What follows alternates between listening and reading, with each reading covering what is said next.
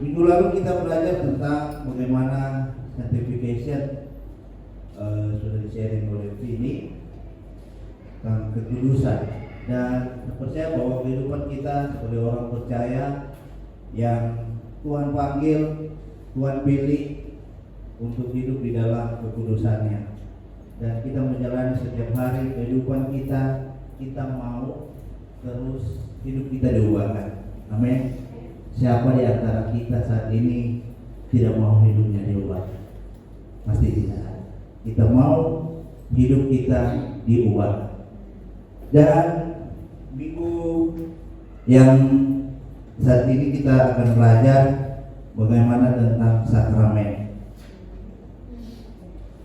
Kita tahu bersama bahwa sakramen itu di dalam suatu komunitas atau di dalam kekristenan, dalam suatu agama, di mana sakramen itu merupakan upacara atau ritus ataupun peristiwa yang suci, dan itu sangat penting di dalam kehidupan kita sebagai orang percaya. Dan itu yang terus dan terus akan kita lakukan sepanjang hidup kita. Sebelum kita lanjut, mari kita berdoa. Bapak, mengucap syukur untuk pagi ini. Terima kasih untuk kasih setia Engkau, anugerah Engkau di dalam kehidupan kami yang Engkau limpahkan setiap hari, setiap waktu. Kami menikmatinya Tuhan dengan sukacita. Berkati Tuhan setiap hati kami untuk terus mau dibentuk dan diajar di dalam kebenaran Engkau. Dan berkati hamba menyampaikan firman ini biar sesuai seturut kehendak Engkau. Berkati di dalam nama Tuhan Yesus. Amin. Bapak Ibu Saudara, kita di bulan ini pada tanggal 17 kemarin kita memperingati akan kemerdekaan Republik Indonesia yang ke-80. Dan kita sebagai warga negara Indonesia yang baik, yang menyatakan NKRI harga mati, kita tentunya tidak berjuang lagi seperti pejuang-pejuang kita yang sebelumnya yang memperebutkan atau demi kemerdekaan bangsa ini. Tapi kita hanya memperingati akan kemerdekaan yang sudah direbut, sudah dilakukan oleh para pahlawan kita yang gagah berani dan luar biasa. Dan ini tentunya setiap tahun kita lakukan, ya kan? Setiap tahun kita lakukan, kita memperingati kemerdekaan, kita buat lomba seperti yang kita lakukan kemarin di sini ataupun di sekolah, di tempat kerja saudara, ataupun di kompleks biasa. Ada satu RT, mereka sepakat untuk bikin lomba karena banyak anak-anak di situ. Dan kemarin juga di kompleks BTN kami mungkin sepakat untuk tahun depan kita akan adakan untuk kita memperingati kemerdekaan. Dan suatu kita lakukan ini upacara atau peristiwa yang sangat penting di dalam kehidupan kita, baik kita sebagai warga negara Indonesia maupun kita sebagai warga kerajaan surga. Dan tentunya akan sangat berbeda. Kita lakukan ini tiap tahun, tapi Tuhan lakukan apa yang baik di dalam hidup kita bukan tiap tahun, setiap menit, setiap detik, setiap hari. Kita tidak luput dari kasih karunia Tuhan. Dan mungkin di dalam kehidupan saudara ada biasa ada tradisi. keluarga yang tiap bulan saudara lakukan. Biasa kalau di daerah saya itu biasa tiap minggu ada kumpulan keluarga, dan itu bisa kita lihat bahwa kebersamaan atau hubungan keluarga itu setiap hari dipulihkan. Dan kita lakukan sederhana saja, yaitu kita makan bersama. Ketika saya waktu dari SD sampai dengan SMA bahkan sudah bekerja, kita tidak mau makan kalau bapak saya itu belum ada. Jadi kita kalau pagi ya tentunya dengan kesibukan, walaupun dengan kesibukan masing-masing, tapi kita sama-sama untuk kita sarapan. Tidak ada yang sarapan duluan, tidak. Kita menunggu di meja makan dan kita makan rame-rame. Begitu juga kalau sempat makan siang, kita pulang makan juga rame-rame. Apalagi kalau makan malam, kan semua sudah beraktivitas, kita makan bareng-bareng. Dan itu merupakan tradisi yang keluarga kami lakukan. Dan ketika saya berkeluarga, kayaknya mau bilang agak sulit juga, tidak. Tapi saya mau terapkan itu di dalam kehidupan keluarga saya, butuh waktu dan butuh proses tentunya. Dan mungkin di dalam kehidupan keluarga ada tradisi-tradisi yang lain yang membuat itu kalau kita tidak melakukannya agak rasa ganjil. Kalau kita lakukan pasti genap, ya kan? Ganjil dan genap.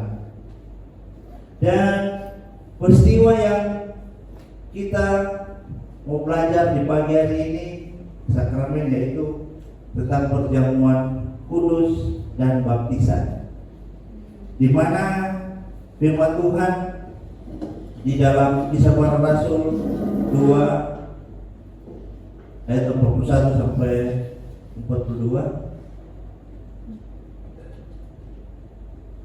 di mana orang-orang percaya, kehidupan orang-orang percaya, jemaat mula-mula, orang-orang yang menerima perkataan itu memberi diri dibaptis, dan pada hari itu jumlah mereka bertambah kira-kira 3.000 jiwa. Tuhan membuat suatu yang luar biasa di dalam kehidupan jemaat mula-mula, dan melalui Petrus dia berkhotbah, dan mereka bukan hanya berkumpul di situ, tetapi mereka bertekun dalam pengajaran rasul-rasul dan dalam persekutuan, dan mereka selalu berkumpul untuk memecahkan roti dan berdoa. Ini penting, ini suatu yang harus kita lakukan, dan percaya suatu kita bersama-sama di dalam persekutuan jemaat, kita akan semakin kuat. Amin. Kita satu hati, satu visi, dan satu pandangan bahwa kita melihat Tuhan yang adalah juru selamat di dalam kehidupan kita, yang memberi kita kekuatan, yang memberi kita kesehatan. Yang kita lakukan, maupun yang kita lakukan setiap hari di dalam hidup kita, tentunya kita berbuat untuk Tuhan, bukan untuk manusia. Dan imbas dari bagaimana pengakuan Petrus di dalam Injil Matius, bisa saudara buka di Injil Matius 16 ayat 15. Di situ Petrus mengakui bahwa Yesus adalah Mesias, karena Yesus berbincang-bincang dengan mereka pada saat berkumpul. Yesus bertanya kepada mereka, menurut orang, siapakah aku ini? Ada yang dari murid-murid menjawab sebagai Yohanes Pembaptis, atau Elia, yang ada yang menjawab Elia, ada juga yang menjawab Yeremia, satu nabi. Tapi Yesus bertanya kembali kepada murid-muridnya. Itu kan menurut orang di luar murid-muridnya. Tapi bagaimana menurut murid-muridnya? Dan Yesus bertanya, kalau menurut kamu, siapakah aku ini? Dan di situ Petrus menjawab, engkau adalah Mesias, anak Allah yang hidup. Dan Yesus berkata kepada Petrus, engkau adalah Petrus, dan di atas batu karang ini aku akan mendirikan jemaatku, dan alam maut tidak akan menguasainya. Dan itu terjadi di dalam Kisah Para Rasul 2 ayat 41 sampai 42. Tuhan menambahkan jumlah mereka kira-kira 3.000 jiwa. Itu baru diperkirakan. Kalau 3.000 jiwa itu terus baru laki-laki, pasti lebih kan? Itu baru perkiraan. Saya percaya bahwa ketika Tuhan berdaulat atas kehidupan Petrus berkhotbah dan Tuhan memakai kuasanya, Dia menambahkan jemaat mula-mula, dan mereka di situ bertekun berdoa setiap hari. Dan itu yang akan terjadi di dalam kehidupan kita ketika kita bersama-sama di dalam gereja ini untuk terus bersekutu. Kita berdoa bersama-sama, satu hati, satu visi, dan kita akan melihat Tuhan akan menjawab setiap doa dan permohonan kita. Di tahun ini kita akan melihat 100 covenant. Mari saya mengajak setiap kita untuk bersama-sama di dalam doa, dan ada pengajaran juga. Dan ini yang membentuk kita, apa yang kita percayai, membentuk tradisi dan hal-hal yang kita lakukan. Setelah mereka mendengar Injil dari Petrus, banyak murid-murid dibaptis dan mereka mengikuti perkataan dan jalan Yesus.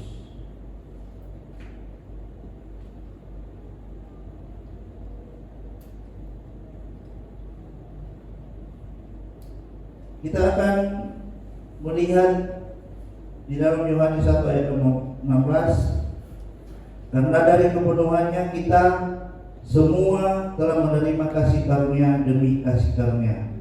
Artinya apa?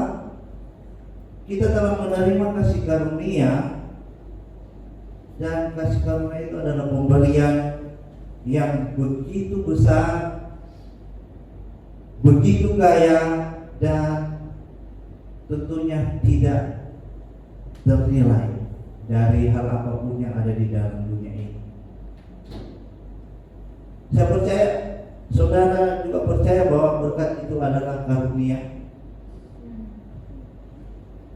Itu merupakan kehendak baik Allah dan pekerjaan baik Allah di dalam kita yang adalah umatnya. Sehingga dari pekerjaan baik itu kita memenuhi syarat untuk menerima tanda-tanda lain dari kehendaknya. Itu kita menerima apa? Kita belajar minggu lalu, Roh Kudus. Roh Kudus yang menuntun, yang menolong kita, yang menopang kita. Ketika kita di dalam setiap masalah, kita minta pertolongan dari Roh Kudus yang Tuhan sudah berikan. Sama seperti Kalau di daerah Kololo sana kan banyak kolam ikan, banyak kolam biasa orang bikin sawah.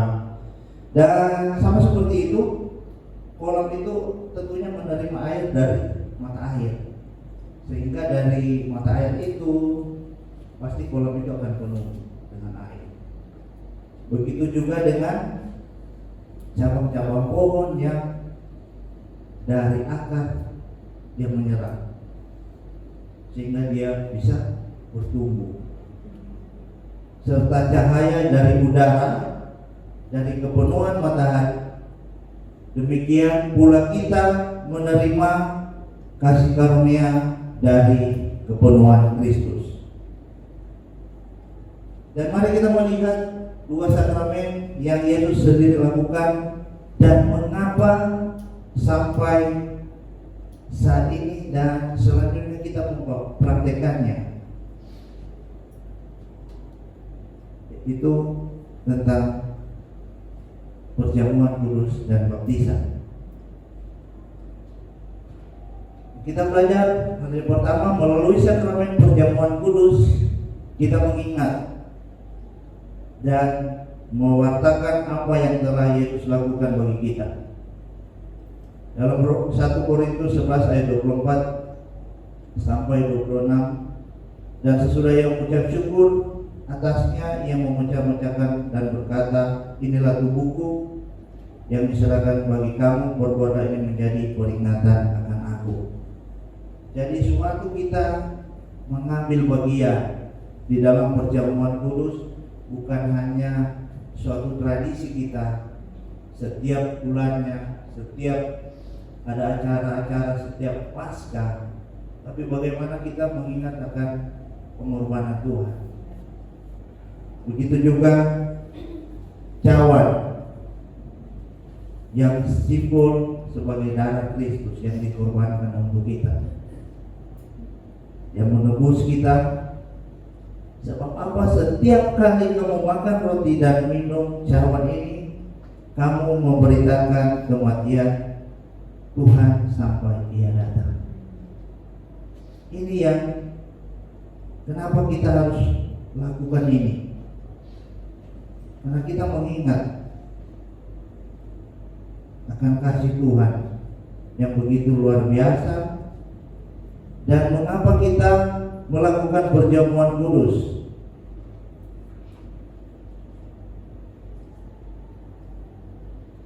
Mengapa kita melakukan perjamuan kudus? Yang pertama, kita untuk mengenali Yesus lebih lagi. Kita mengingat kehidupan, kematian, dan kebangkitan Yesus.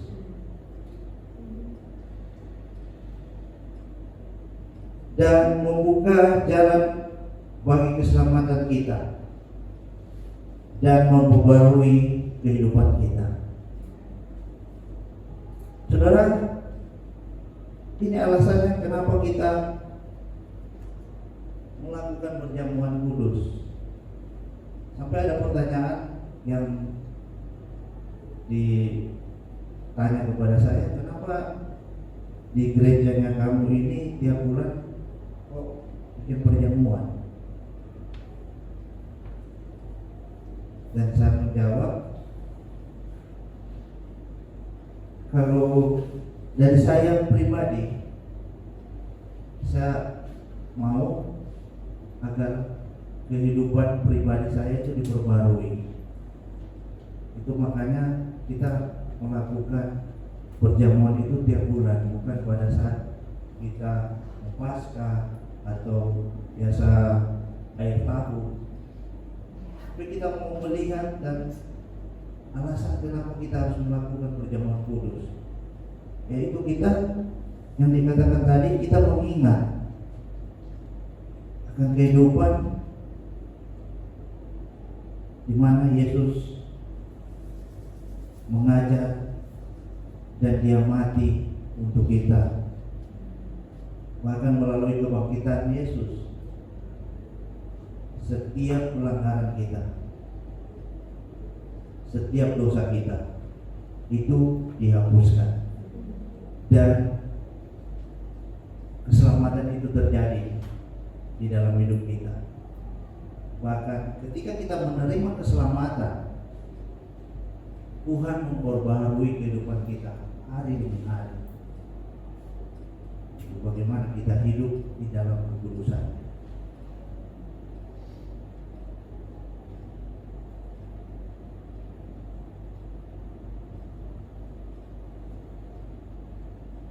Firman Tuhan di dalam Yesaya 53 ayat 5, tetapi Dia tertikam oleh karena pemberontakan kita, Dia diremukkan oleh karena kejahatan kita, ganjaran yang mendatangkan keselamatan bagi kita ditimpahkan kepadanya, dan oleh bilur-bilurnya kita menjadi sembuh.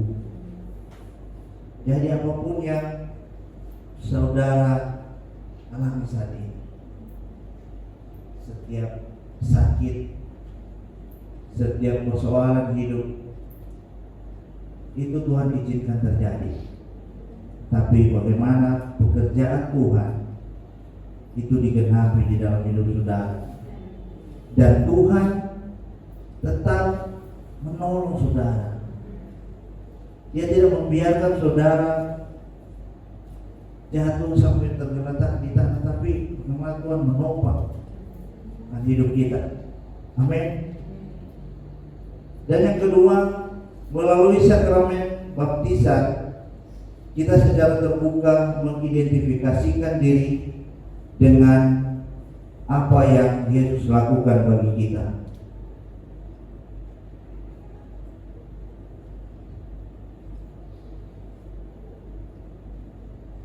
Roma 6 ayat 4, dengan demikian kita telah dikuburkan bersama-sama dengan Dia oleh baptisan dalam kematian, supaya sama seperti Kristus telah dibangkitkan dari antara orang mati oleh kemuliaan Bapa, demikian juga kita akan hidup dalam hidup yang baru. Bapak Ibu Saudara, melalui sakramen baptisan mengidentifikasikan diri, arti kita mengenali atau kita menemukan karakter yang sesungguhnya dengan apa yang Yesus lakukan bagi kita. Karena kehidupan lama kita, ketika kita menyerahkan hidup kita untuk dibaptis, tubuh kita yang penuh dosa itu dikuburkan bersama-sama dengan Kristus yang telah mati untuk dosa kita. Dan kemudian kita dibangkitkan menjadi ciptaan yang baru, dan kita hidup di dalam hidup yang baru.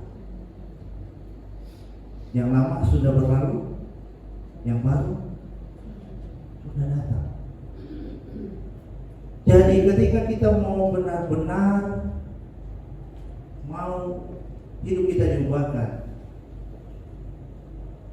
hendaklah kita memberikan diri kita untuk dibaptis. Tapi saudara jangan bilang begini, oh saya sudah dibaptis, tapi baptisan itu tidak menyelamatkan. Tapi bagaimana iman percaya kita, suatu kita mengambil tindakan untuk kita dibaptis, itu merupakan suatu tindakan yang luar biasa. Dan dari sananya lah, saudara akan memperoleh hidup yang baru, seperti yang dikatakan firman Tuhan. Karena kehidupan yang lama sudah dikuburkan dan kita dibangkitkan, kita mendapatkan hidup yang baru.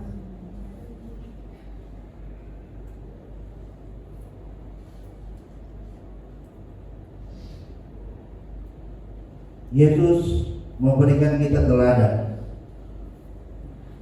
di dalam Matius 3 ayat 16, sesudah Yesus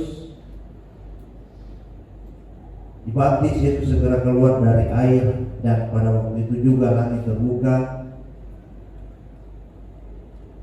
dan ia melihat Roh Allah seperti burung merpati turun ke atasnya. Lalu terdengarlah suara dari surga yang mengatakan, inilah anakku yang kukasihi, kepadanya lah aku berkenan. Amin. Suatu saudara mengambil keputusan, mengambil tindakan untuk dibaptis, malaikat Tuhan akan bersorak-sorak. Bahkan kehidupan kita diubahkan setiap hari. Apakah masalah atau persoalan itu tidak datang ketika saudara selesai dibaptis? Tidak, saudara. Itu awal mula saudara mau melanjutkan kehidupan yang baru, tentunya dengan tantangan-tantangan yang baru, dengan persoalan-persoalan yang baru. Dan bagaimana respon kita untuk menanggapi akan setiap masalah yang datang di dalam hidup kita? Kita berdoa kepada Tuhan. Aku percaya bahwa Tuhan melindungi dan memberkati saya. Suatu saya ambil tindakan di dalam baptisan, itu merupakan langkah iman untuk kita semakin bertumbuh di dalam Tuhan. Amin. Dan hal yang ketika kita belajar melalui sakramen ini, kita menerima dan menghidupi kasih karunia Allah. Roma 6 ayat 5 sampai 6. Sebab jika kita telah menjadi satu dengan apa yang sama dengan kematiannya, kita juga akan menjadi satu dengan apa yang sama dengan kebangkitannya. Karena kita tahu bahwa manusia lama kita telah turut disalibkan supaya tubuh dosa kita hilang kuasanya, agar jangan kita menghambakan diri lagi kepada dosa.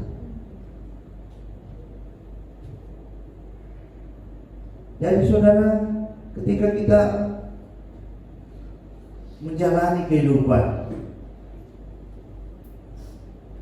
manusia lama kita sudah dikuburkan, dan saudara telah mengakui bahwa Yesus adalah Tuhan dan Juru Selamat di dalam kehidupan. Dan ketika cobaan itu datang di dalam hidup saudara, sehingga saudara jatuh lagi di dalam dosa, apakah saudara tidak mau keluar dari dosa itu? Pasti kita mau bahwa kehidupan yang lama itu sudah dikuburkan. Kita mau hidup di dalam hidup yang baru yang Tuhan sudah berikan. Kesempatan demi kesempatan itu terjadi di dalam hidup kita, dan kita pergunakan kesempatan itu untuk bagaimana kita bertobat dari dosa yang sering menaungi akan hidup kita. Apakah saudara saat ini masih dilingkari, masih di dalam satu lingkaran dosa atau kebiasaan dosa yang masih saudara lakukan? Tuhan mau saudara melepaskan itu. Karena apa? Kehidupan yang lama sudah berlalu, sudah dikuburkan. Sekarang kita hidup di dalam kehidupan yang baru yang Tuhan berikan. Untuk itu minta sama Tuhan, kehidupan kita harus diperbarui setiap hari. Saudara mengambil perjamuan di dalam keluarga saudara, tidak ada masalah. Itu yang Yesus lakukan. bagaimana perjamuan kudus kita lakukan supaya kita mengingat akan kasih Tuhan yang begitu luar biasa di dalam hidup kita.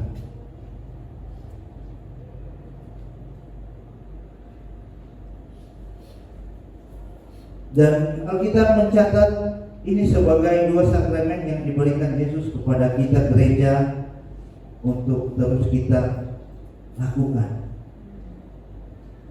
yaitu kita melakukan perjamuan kudus. Kita lakukan perjamuan kudus. Kita mengingat akan kasih, dan kemudian perintah yang selanjutnya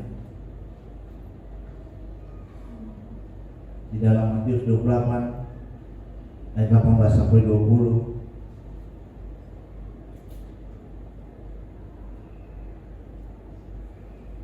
Yesus mendekati mereka dan berkata, "Kepadaku telah diberikan segala kuasa di surga dan di bumi. Karena itu, pergilah dan jadikanlah semua bangsa murid dan baptislah mereka dalam nama Bapa, Anak dan Roh Kudus, dan ajarlah mereka melakukan segala sesuatu yang telah kuperintahkan kepadamu. Dan ketahuilah, aku menyertai kamu senantiasa sampai kepada akhir zaman."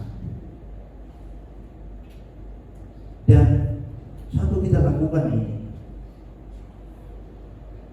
kehidupan kita diubahkan, dan kita akan melihat bahwa pekerjaan Tuhan itu akan digenapi di dalam kehidupan kita, baik di dalam jemaat ini, di dalam kehidupan keluarga, studi saudara, pekerjaan saudara.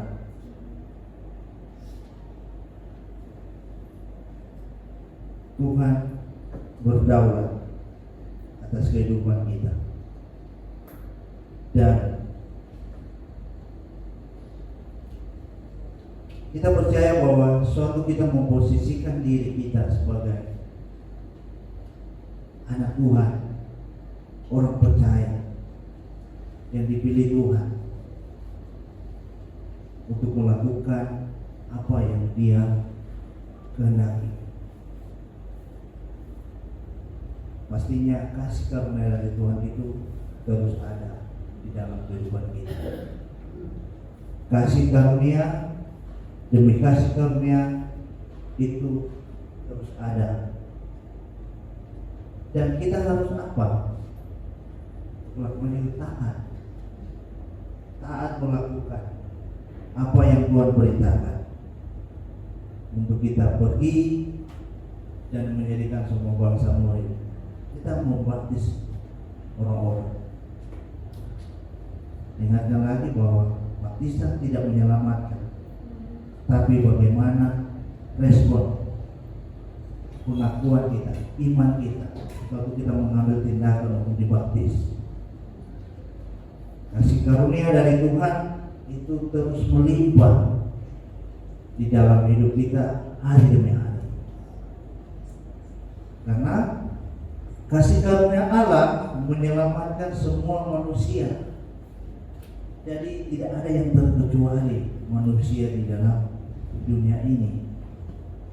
Itulah pentingnya bagi kita sebagai orang yang sudah dipilih Tuhan untuk kita terus memberitakan kebenaran, memberitakan keselamatan yang Tuhan sudah berikan secara cuma-cuma. Dalam Titus 2 ayat 11 sampai 14, karena kasih karunia Allah yang menyelamatkan semua manusia sudah nyata, yang mendidik kita supaya kita meninggalkan kefasikan dan keinginan-keinginan duniawi, dan supaya kita hidup bijaksana, adil, dan beribadah di dalam dunia sekarang ini, dengan menantikan pengharapan kita yang penuh bahagia dan penyataan kemuliaan Allah yang maha besar. Dan juru selamat kita Yesus Kristus yang telah menyerahkan dirinya bagi kita untuk membebaskan kita dari segala kejahatan dan untuk menguduskan bagi dirinya suatu umat pemujaan sendiri yang rajin berbuat baik.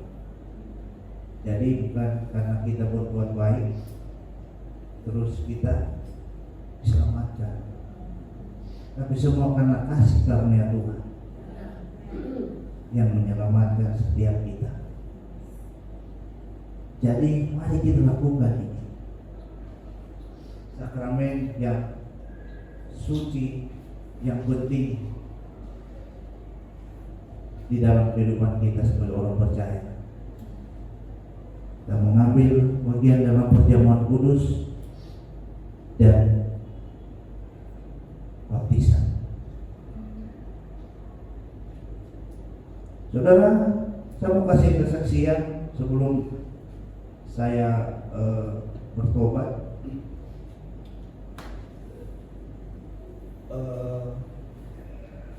Ada om saya waktu di Manado, dia datang untuk melayani kita keluarga, dan itu tiap minggunya dia datang berdoa.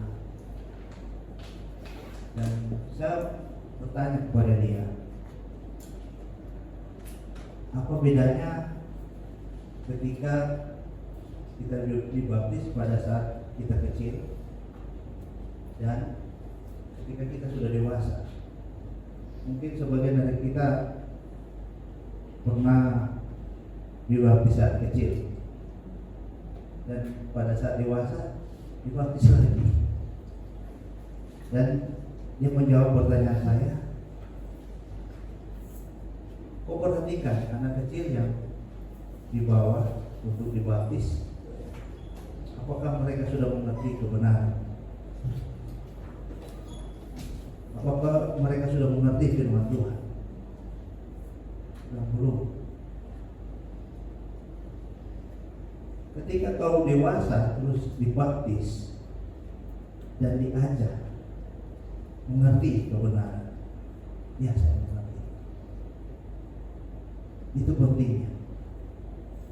Itu bedanya. Ketika saudara diajar, setiap pengajaran yang saudara lalui tahap demi tahap, saudara mengerti dan saudara mengambil keputusan untuk mau dibaptis. Itu merupakan tindakan iman untuk terus melangkah di dalam Kristus.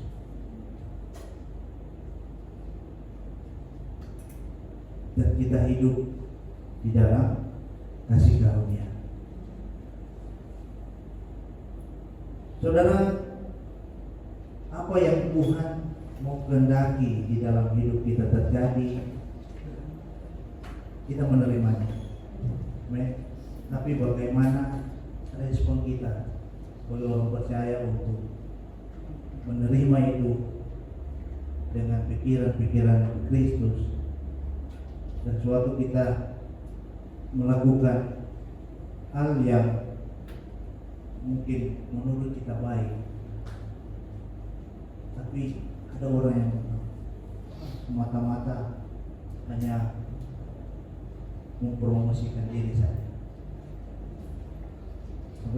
Saudara, saya mau katakan, lakukanlah segala sesuatu untuk Tuhan, bukan untuk manusia. Karena apa?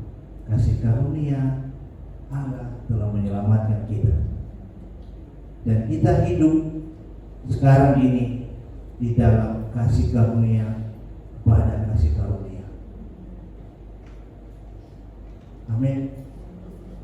Firman Tuhan yang adalah pelita di dalam hidup kita, mari kita baca, kita renungkan itu, bahkan kita lakukan di dalam hidup kita. Dan persekutuan yang sering kita lakukan. Kita datang berdoa bersama-sama. Saya mau ingatkan lagi, bukan khusus tim syafaat untuk berdoa, tapi kita sebagai kesatuan dalam keluarga rohani, dalam suatu jemaat gereja yang didirikan Tuhan, untuk kita bersama-sama menaikkan setiap doa. Untuk itu saya mengajak setiap jemaat, mari kita libatkan diri, baik di dalam pertemuan live group yang sudah dibentuk saat ini, bahkan pertemuan doa seperti yang kita katakan tadi, bahwa dalam doa, di dalam ibadah itu mengandung janji, dan janji Tuhan itu pasti, dan Tuhan akan menjawab itu sesuai dengan waktunya, bukan waktunya kita. Amin. Bila firman Tuhan pagi hari ini, setiap kebenaran ini mengubahkan hati kita untuk kita tetap hidup di dalam kasih karunia Tuhan. Saya undang tim musik. Bapak Ibu Saudara, kita akan berdoa bangsa kita.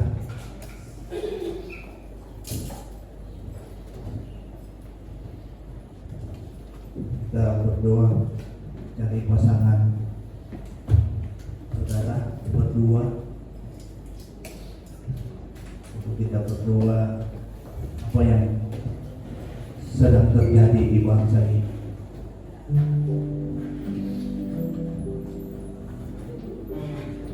Biar Tuhan yang berdaulat atas bangsa, atas negara ini.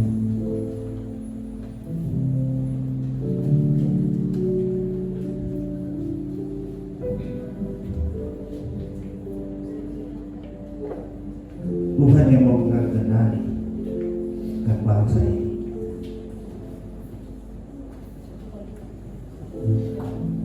Dan biar setiap apa yang terjadi itu tidak luput dari kasih Tuhan.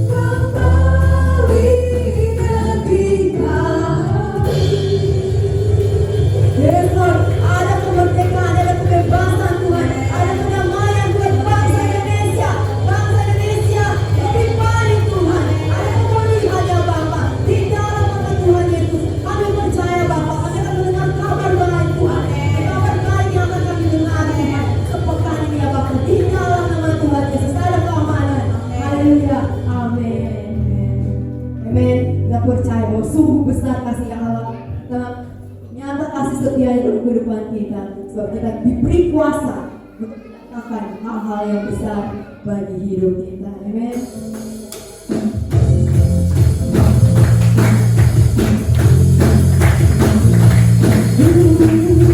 Terima kasih buat Tuhan dan kau punya berikan buat kami. Diberi kuat dari Raja Mulia, menaklukkan musuh di bawah kakiku. Ku pakai kuasa dari Raja Mulia. Ada bersamaku, siapa lawanku? Bersamaku, siapa jadi lawanku? Sungguh besar Tuhanku, Engkau perisai hidupku. Ku berdiri dengan iman, iman dalam Yesus Tuhan. Kau berdiri kemenangan, ku bersorak merayakan. Terpujilah Engkau Raja, Sang Raja. Terpujilah Kau, ku diberi kuasa dari Raja Mulia, menaklukkan musuh di bawah kakiku. Ku pakai kuasa dari Raja Mulia. Bila Allah ada bersamaku, siapa jadi lawanku? Bila Allah ada bersamaku, siapa jadi lawan bersamaku? Bila Allah ada bersamaku, siapa jadi lawanku? Sungguh besar Tuhanku, Kau perisai hidupku. Ku berdiri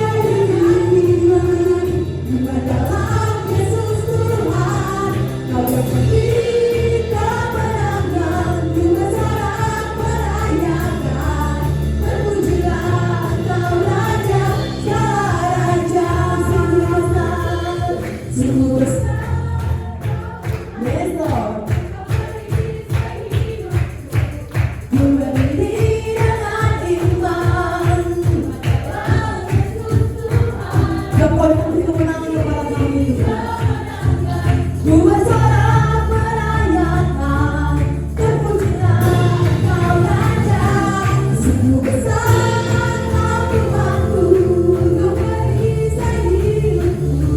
Ku berdiri dengan iman, iman dalam Yesus Tuhan. Kau yang memberi kemenangan, ku bersorak merayakan. Terpujilah Engkau Raja, Sang Raja. Terpujilah, terpujilah Engkau Raja, Sang Raja. Terpujilah Engkau Raja, Sang Raja.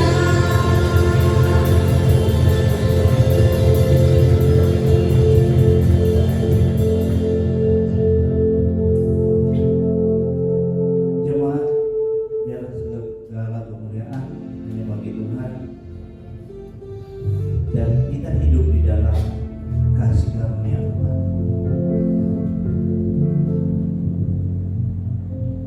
Tuhan memberikan engkau damai sejahtera. Tuhan memancarkan wajahnya kepadamu dan memberikan engkau sukacita. Angkatkanlah hatimu kepada Tuhan dan terimalah berkat Tuhan. Kiranya kasih karunia dari Tuhan kita Yesus Kristus menyertai, memberkati kehidupan kita di sepanjang minggu berjalan ini. Tuhan yang menyediakan, Tuhan yang menyertai, Tuhan yang memberikan hidup di dalam kehidupan. Dan saudara menerimanya serta menjalaninya dengan sukacita dan damai sejahtera yang dari Tuhan, terus menaungi kehidupan saudara sekalian. mulai saat ini sampai Maranatha. Tuhan datang kali yang kedua. Untuk setiap kita yang percaya dan menerima berkat, sama-sama katakan amin.